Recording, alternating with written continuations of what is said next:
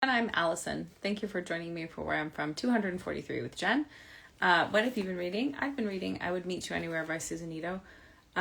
She is also a contributor to No Contact, Writers on Estrangement.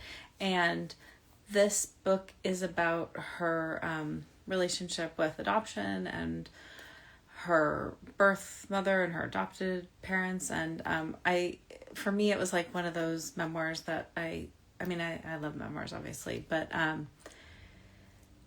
if it were fiction, it would be different. As I was reading the memoir, I just thought about like, oh, how this would be different if it was fiction. And that's part of the reason that I love memoir so much, is because we are bound by what happened.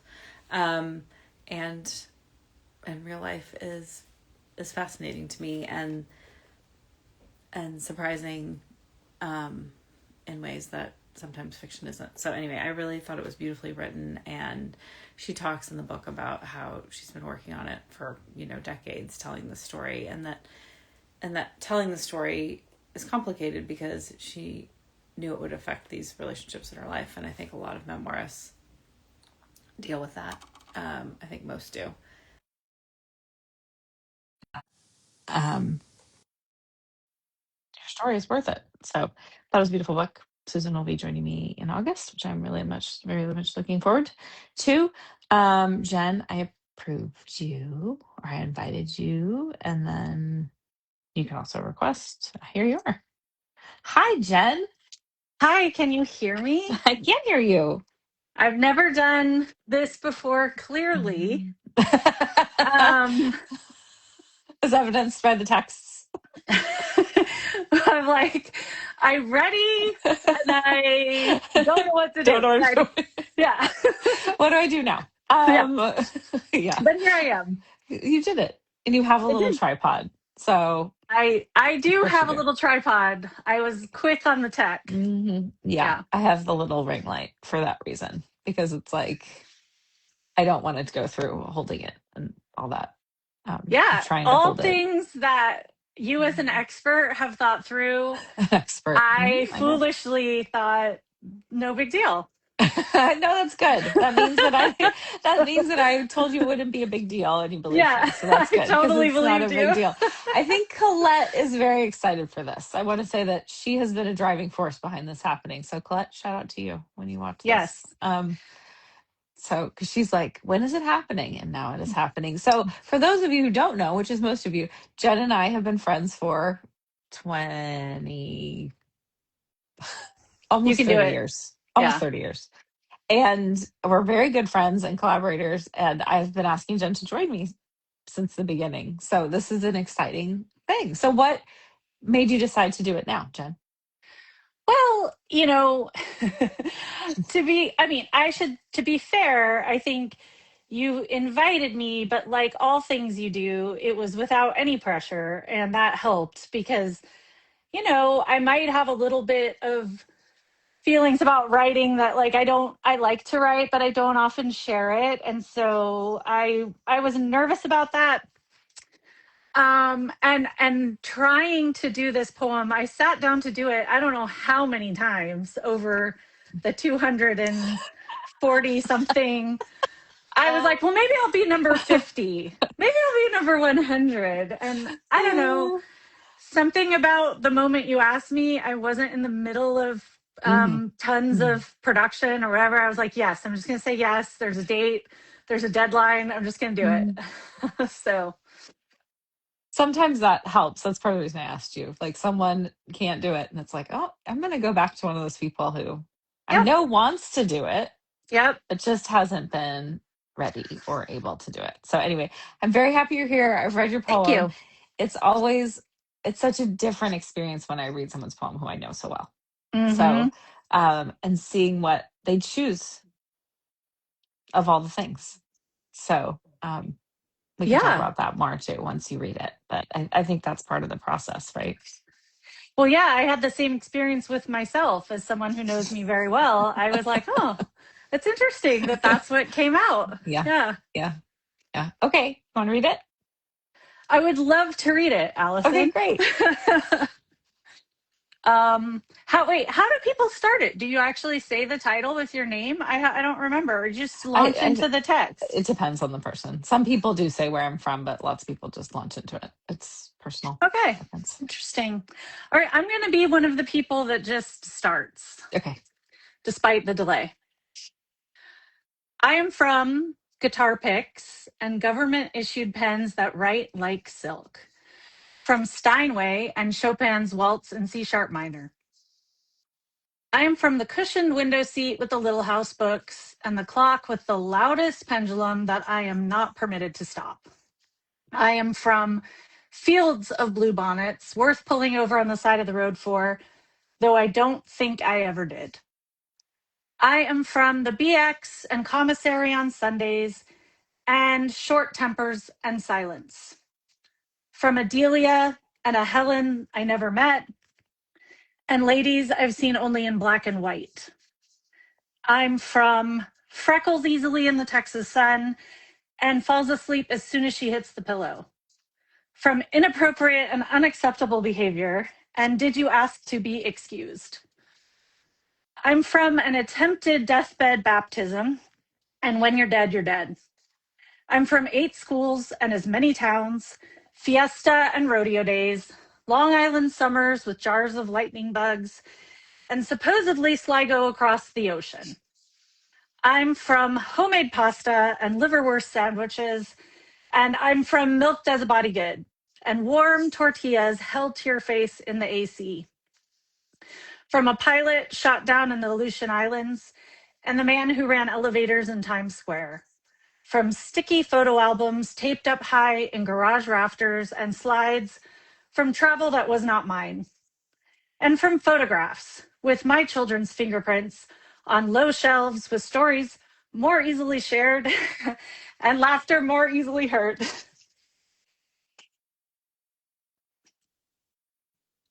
Damn Yeah. it! You almost made it. I Um, made I it. think oftentimes the turn at the end, if people choose to sort of talk about the things that they've intentionally created, that is in, response to how where they're from, I think it gets emotional oftentimes. Yeah, Yeah. Because you see, like, I think for me, sometimes the value of this exercise is seeing the distance that we've traveled from where we're from, you know. for sure. Yeah.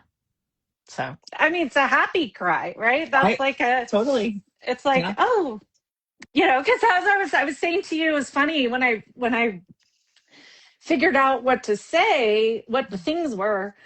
I was like, oh, some of this is kind of like sad. It's Yeah. like, Mhm. and the temptation is there to be like, well, I could pick something, Sure. happier, and Yeah. there are happier things to pick. And then, that turn helps you go, no, you don't have to pick something happier. You just have to reveal, like, oh, and I am also someone who made it through all of that. Yeah. And made very intentional choices to put pictures where people can reach them and to have a Yeah. house where people can be loud and misbehave. You Yeah, know, exactly. yeah. And so Exactly. I think I mean I obviously I think that where we're from is matters and is foundational, whether Yeah. it's how we're responding to it or how we're repeating it or any number of things. But so Yeah. um for me, it was funny. We had a clock. What was with those clocks? Why did everyone I have those loud clocks? I don't know, but I wanted to say more about it because honestly, it made me so angry. But Yeah. I was like, this is a poem. I can just say that part.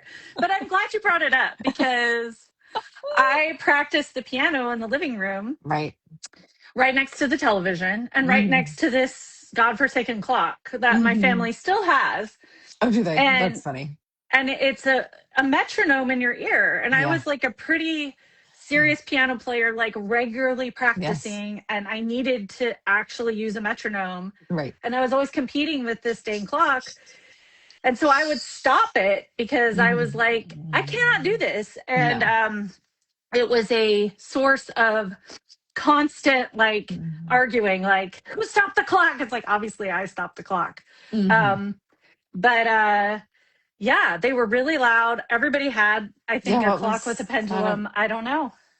I mean, we had like a grandfather clock, Yeah. um, like a 7 foot Yeah. tall. I Yeah. mean, and that clock that had a name, George. Um, it was very. I know it was named after my grandfather, my paternal grandfather. I don't. Mm. And so for the longest time, I thought my paternal grandfather was a clockmaker. Mhm. He wasn't. No. Would have been cool if he was, and he made the clock, Yeah. but he didn't. I feel like those clocks were really a signifier of like having made it. Yeah, I know that it maybe. was for my dad for sure. Like Yeah. having a clock like that was something that was a signifier. But it was so funny because moving it is a total headache, and he Yeah. didn't care about anything, but he did care about that, and I did by like proxy. It's like, well, Yeah. this is important. Anyway, it's just really. No. Well, it was just funny. As soon as I hadn't thought about it, but as soon as I talked about the Steinway and the Chopin, I was like, Mhm, and that freaking mhm. clock, Yeah, and that was there's no my way for you to line nemesis. up the clock with a metronome. So it's No, just always like, yeah, off. yeah, And you have to tune it right, out. right, On right. one side you have that, on the other side you have like the golf tournament or whatever baseball game is on the television Yeah, and you're trying to like yeah. practice. Like Yeah. I mean, so my husband and Jen grew up together and became friends in middle school. So a yes. lot of this I know, but it Yes. was also fun to hear things even from before that, Yeah. like it's just the guitar picks, like when that was the first line, I don't know. It's like, oh yeah. I don't know if you Yeah. noticed the song that I used for when I said we were doing this, but it was James Taylor and it was for a reason. Oh, no, I didn't. I Yeah. didn't. I have to admit I saw that you posted it and then I quickly looked away because despite being a theater major, I'm somewhat shy about talking about myself and just being featured. So I was like, oh, look at that after I've done Anyway, it was James Taylor it. because of that first line, and Yeah. I think it's funny. I think similarly, I was a theater major. I wasn't that comfortable talking about myself. I really preferred characters, Yeah. and I think that we're not alone in that. Yeah. No, I mean, music was a huge part of, and a very positive part of my childhood and what I think I inherited from my DNA and my Hmm. family. Hmm. And it was a great contrast to things where we weren't communicating well, but like my dad, he still has a garage band in Seattle. He plays with Hmm. people. He played in his work. He played, um, nearly every night. He had his guitar and he was playing and singing and it's awesome. That was Hmm. like there was a lot of music in my house, and that is I mean, a great thing and definitely something I took into my own, Hmm. feeling of like, we got to have a piano and Hmm. it needs to be played and it should be something that when you walk past it, you sit down at. Hmm. So, and those are the items. It's funny that the guitar picks, I would find them everywhere. There's Hmm. guitar picks and then the finger pick things that you slide on your fingers. My dad Hmm. also played the banjo. Um, but those government issued pens, I hadn't thought about those, but those were also everywhere and Hmm. started my like obsession with office supplies and notebooks and pens. And I was like, oh, that's such a like visceral memory, those property of US government from the military. Hmm. And that was the other thing that was interesting. I was like, oh, the military isn't Hmm. something I think about all the time, but it's like it came up a lot in my Hmm. experience. I thought that too, because of course you became friends with Cody once you had stopped moving, Right. but like thinking about those 8 moves, like you Yeah. you did it in a really short amount of time. Yes. Uh and then and just seeing like Texas then show up in your poem and your life, and like Yeah. that's a place that you attach to for obvious reasons, not only Yeah. because that's the place where you got to settle, but because of your husband and Yeah. like the life that you've built. Yeah, for sure.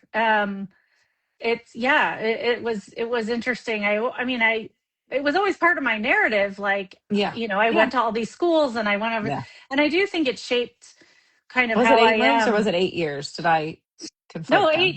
eight Okay. schools, Okay. and Yeah. so Okay. I would say a couple of the schools were within the same city, Hmm. but jumping all around and then going back to a place and coming, so Right. yeah, eight That's a schools. lot in It like was, 12 yeah. years, 11 years. No, less, yeah. Yeah. Yeah. Um, so I think it is a real contrast to, to what I've had with my kids. I have someone that's graduating who never had to move. I mean, moved one house, but never had to move cities, and it's I know. I do such a know. I different mean, we've talked experience. about it because both Cody and I moved around middle school, high school, Yeah, and didn't really stay in touch with the people that we had known before. And yeah, to have a kid who's graduating, who's has friends that he's had his whole life or since he was one, right. and so many of people like that. I mean, it's something I had, but it's a privilege to even just witness it for somebody For sure. else. And a relief, a Mm. relief that I didn't have to Right. navigate what I know my parents had to navigate with, like helping me through and Hmm. each of those places and Hmm. starting over and figuring out who you are. And Yeah. I always, even as a kid, there was like one time that it was harder, but overall I saw it as a real asset. um because once I did settle, I feel like I carry that with me, where I Hmm. don't have a problem being in a new group of people, and I don't need those other people to determine my identity. It's like I'm the same person wherever I travel. And, I'm not overwhelmed by being in a new place, but I Right. can see how I might have been a different temperament or person if I hadn't had those experiences. Hmm. I think, yeah, of course. So did you have ideas that you didn't use, or was this kind of what came when you started writing? um, well, yeah, I think I think I expected to have more texts and more, Mm-hmm. more about, I think kind of who I think of myself as being now, and so I was surprised by what came up that is kind of like in the DNA, um and older than that, uh and deeper than that, Hmm. than just my more recent. um it's funny. I think at some point I shifted to feeling like my growing up was like high school and up. And it's like, so reflecting to really like what grew you, before you had a full identity, is like, oh, I haven't thought about some of these things. So yes and no. I kind of just let it come, and then had a very strong interest in censoring it, but I resisted that. Oh, good for you. I mean, you Yeah. could have censored it. That would have been fine. But it was fun for me because I didn't know what you would choose. And I do think I can't think of the person like some, well, old white guy who said, show me a child at 7 and I'll show you the man, which is what that Hmm. whole documentary series by Michael Apted, 7 Up, is Yeah. built Which you around. told me Yeah. about Yeah. originally. Yes, because I was really like into it, and still am, and want to watch the next installment. But I think that it is interesting because I think there's some truth in that quote, and but they aren't things that we necessarily gravitate towards sharing about it, because I think there is a part of us that's like, well, that was a long time ago. I was just a kid, Yeah. you know. Um, but I that's what I love about this prompt. I mean, there's lots of things I love, but it helps me access those things, which where Right. I can't just like sit and think about them Right. necessarily. Which it's funny because I've now read a billion, which is part of why it's made me also hesitant, is because they're so beautiful. When I read what people say, I'm like, especially people that I just sort of know, like Hmm. from your life, where Yeah. I'm not really close to them, but I'm Yeah. like aware of them. And so their poems surprise me because it's like these flourishes of detail that that are surprising that I never expected. And so, I'm like, but mine is going to be the ordinary one. I think people do feel that way, which just always makes me laugh because I'm like, no, there's no Right. person who's that. Right. No person that So I'm like, oh, it all okay. worked. Yeah. I got tricked by myself. I mean, obviously, I've talked about it a lot in private and Yeah. publicly, how we tell ourselves, like, oh, we're not writers or we're not poets, or, Yeah. and it's just kind of us just, like you say, lying to ourselves. And, Yeah, for and sure. to what end? Why are we doing that? I mean, I think it's out of self-protection in theory. I think so. But it's really silly. It's like, I would never, it's just the way, I think it must be something human, because I certainly am not afraid as an artist to share or do things or put things out there. I'm like, and I would say to literally 242 guests of yours, you're insane. It's all wonderful. Please share everything. Don't censor yourself. And yet here I am learning again. It's really interesting though, because it's helped me censor myself less. And it's also helped me because I very much am like, everyone's welcome. I want everyone to feel welcome. I think it's actually helped me approach people who I might have felt intimidated to approach, because I'm like, well, everyone's welcome. Even people who I think are a big deal. Yep. Not like it. So it's surprised me in a lot of ways. I think, we've talked about habits. I think habits can change our lives in surprising ways, and this has certainly become a habit of mine. Is there anything else that you would like to say? I'm just so happy you're here, and I don't know. Reading your poem, I mean, it's a lot to me, Jen. I want you to know it means a lot to me, because you mean a lot to me. So having you as a part of this is meaningful to me. Well, it's meaningful for me to be a part of it. I mean, I think it's so exciting and cool that the prompt exists, first of all, that you found it, and that you didn't just do it 10 times, but turned it into an expansive exercise for everyone in your life. Yeah. I mean, that's the greatest. And I think I'm only crying once on this. Come on. Not again. I just think that is one of my favorite things about your nature, is that by expanding your life, you enable the people around you to do that.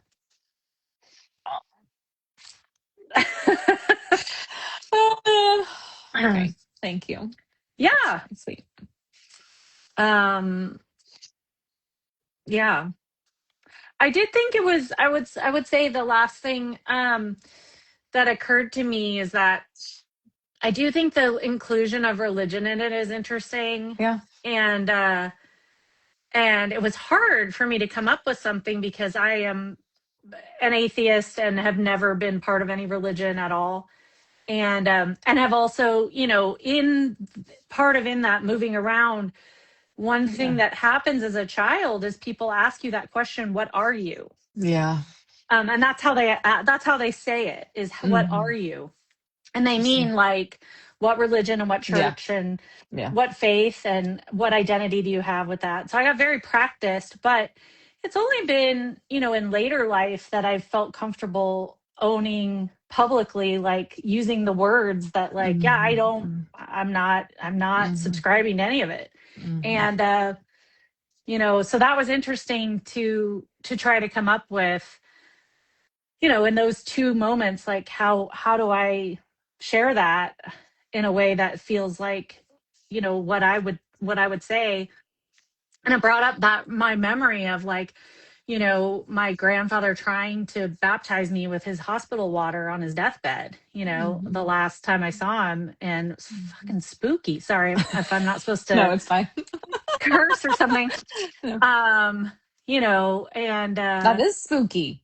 It was very spooky. I don't know if I knew that story. I don't know if you did either. Yeah. But yeah, it they're was obsessed. Really spooky. I mean, they're really, my aunt was very worried about my soul.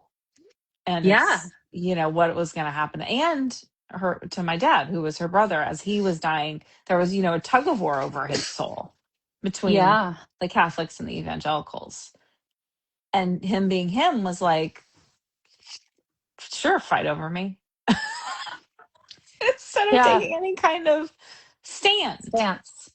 Yeah. Right. Well, it was weird. I didn't really recognize at first what was happening and that was No, happening. But I'm then sure you didn't. How you old were you? know, I was freshman in high school. Oh God. Yeah. Okay. Or You're eighth like a grade, person. something like that. Oh yeah. Yeah. Yeah, yeah, Yeah. yeah. But I realized, oh yeah, that is a brush I had with religion and um it's I realized that more than I think about it, my lack of religion is a huge part of, Mhm. where I'm from. I'm from very religious people who then Yes. moved away from it. And Yes. I never then was absorbed into Mhm. that, but you're still from it. Well, culturally, So, I yeah, mean, my father and all my brothers were raised Catholic, and so it's like right there.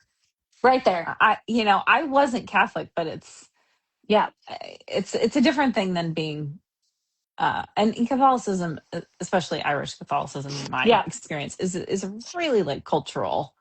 It's yes. not just the religion.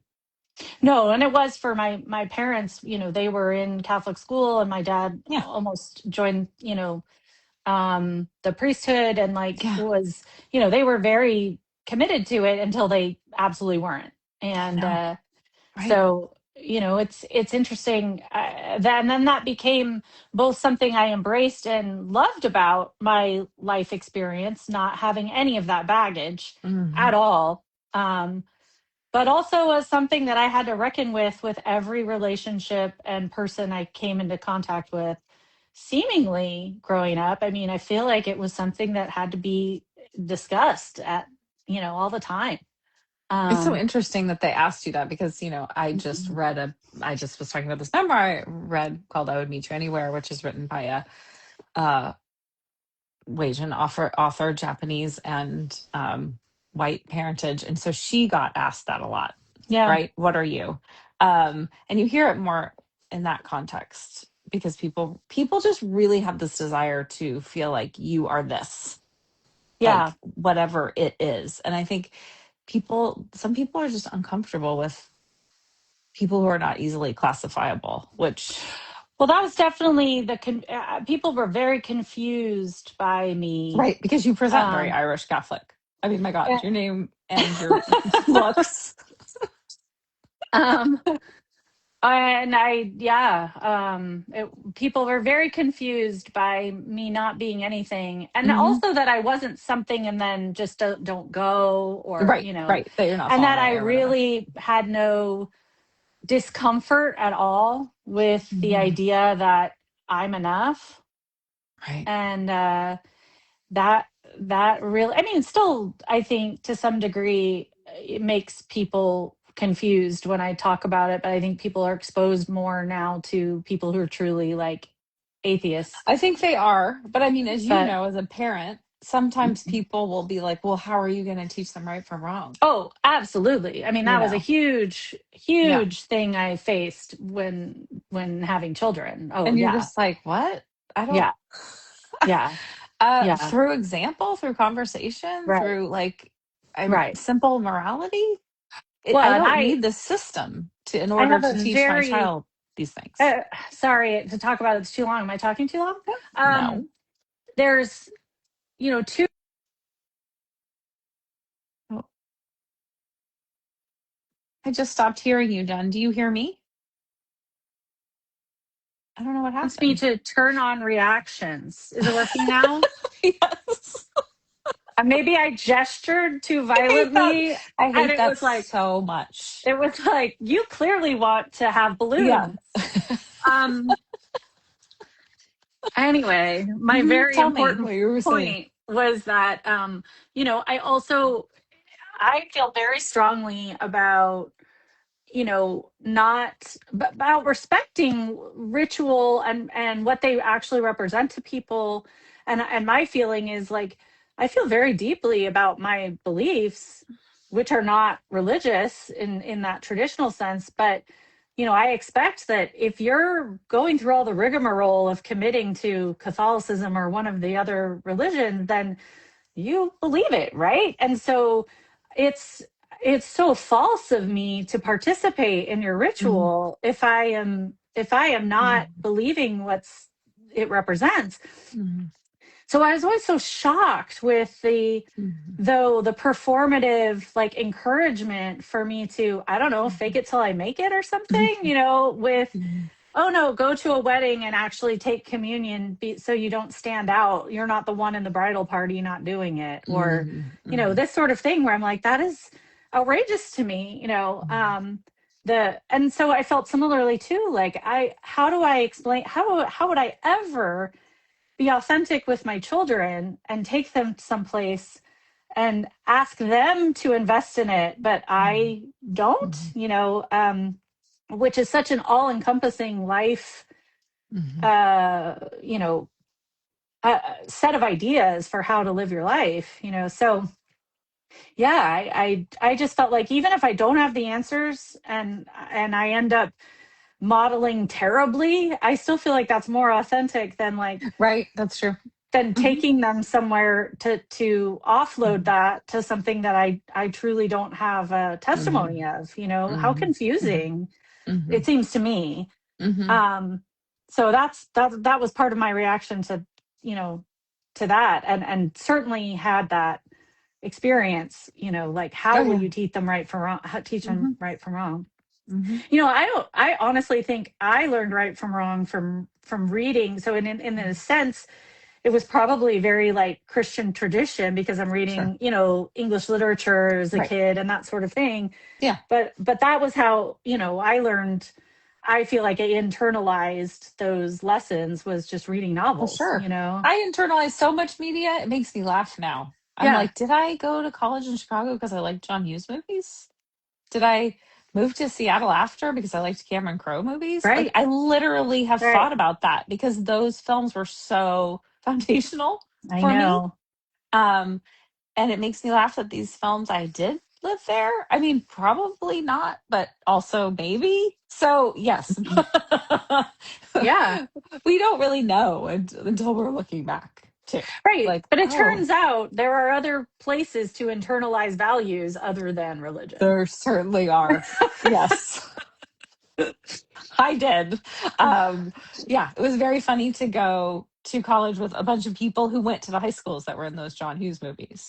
It was like, oh, Right, it was just right, like, I would have never right, thought it consciously. But then as it was happening, I was like, oh my God, did I like Breakfast Club this much? Okay. right. Yeah, I You did. did. I did. I Yeah. liked all of them that much. And I wasn't even a redhead, Jen. It was a big deal. Yeah. It it was soothing to my I Yeah. stand out, it was Yeah. like I definitely was glad when the limited had all of those colored tights. I wore them a lot under shorts I love that picture of you, and like where hats. you really look like you're kind of cosplaying Molly Ringwald with the hat Oh, and that. oh, It's so like, many hats, so many yeah. tights, so many. Yes. Sonia I was said more I of a did Pretty too. in Pink. Yeah. That was Yeah. the one I watched on repeat, but Yeah. It's oh just like, yes. Yes. I did meet her later in life, by the way. Now she's a singer. So I went oh. and there was a bubble in the universe. It's like looking in a mirror, isn't it? Um, You show up in that outfit yeah, right? and be like, I'm not well. I'm wearing this outfit from 30 years ago. Hi, I like you a Yep. lot. Um, Yeah. Yeah. Yeah. Yeah. Yeah. No, oh, that so long answer to do you have anything else to say? well, Sorry. I appreciate you. And Sonia, I'm glad you also liked these movies. Of course you did. She said I did too in the comments. But Oh, yes.